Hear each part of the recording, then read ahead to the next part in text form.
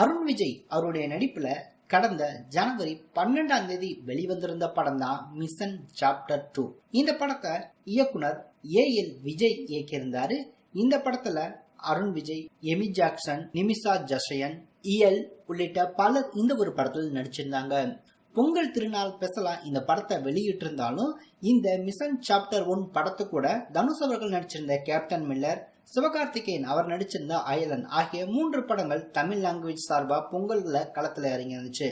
ஆனா அந்த 2 படங்களுக்கும் அதிகப்படியான தியேட்டர்கள் கிடைச்சிருந்த வேலையில இந்த மிஷன் சாப்டர் 1 இந்த படத்துக்கு தியேட்டர்கள் பார்த்தோம் அப்படின்னா அந்த அளவுக்கு இல்ல.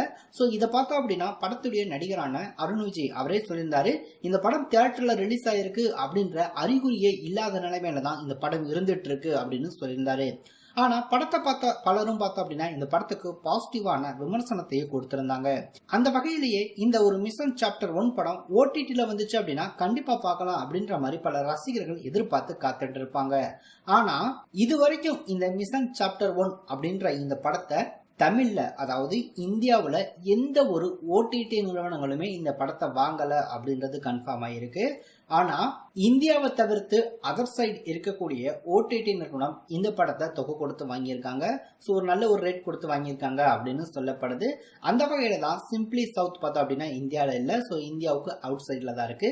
அவங்க இந்த படத்தை வாங்கியிருக்காங்க. அங்க இந்த ஒரு மிஷன் சாப்டர் படம் இந்த வாரம் ஓடிடில ரிலீஸ் ஆக காத்துட்டு இருக்கு. நமக்கு கிடைச்சிருக்க தகவல் படி மிஷன் சாப்டர் 1 வருகிற மார்ச் 15ஆம் தேதி சிம்பிளி சவுத் ஓடிடில ரிலீஸ் ஆகிறதுக்கான வாய்ப்புகள் ரொம்பவே அதிகமா இருக்கு. வெயிட் பண்ணி பார்க்கலாம். இது சம்பந்தப்பட்ட அறிவிப்பை கூடிய விரைவில் பார்த்தோம் அப்படின்னா சிம்பிளி சவுத் அனௌன்ஸ்மெண்ட் பண்ணுவாங்க. இந்தியாவுல இந்த படத்தை எந்த ஓடிடி நிறுவனம் வாங்கி வெளியிட போறாங்க அப்படின்னு தெரியல. ஒருவேளை இந்த படம் சிம்பிளி சவுத்ல வெளியாக்கி நல்ல ஒரு வரவேற்பு பெறும் பட்சத்துல ஏதாவது ஒரு ஓடிடி நிறுவனம் கண்டிப்பா இந்தியாவுல இந்த படத்தை வாங்கி ரிலீஸ் பண்றதுக்கான வாய்ப்பு ரொம்பவே அதிகமா இருக்கு. வெயிட் பண்ணி பார்க்கலாம்.